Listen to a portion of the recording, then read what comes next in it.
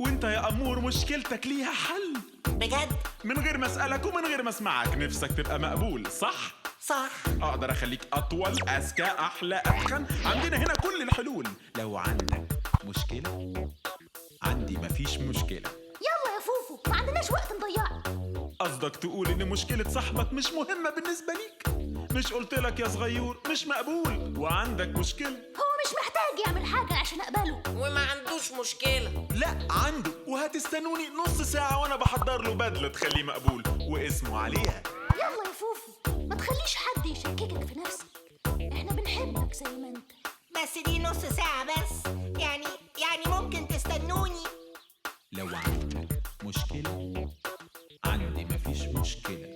معلش يا فوفو، طب ابقى عدي عليه في وقت تاني. احنا لازم نمشي، ما عندناش وقت. لا، انتوا بتعملوا كده عشان انتوا مش بتحبوني. لو عايزين تمشوا امشوا. ادخل على البلاي ليست عشان تشوف باقي الفيديوهات، وما تنساش تشترك في القناة.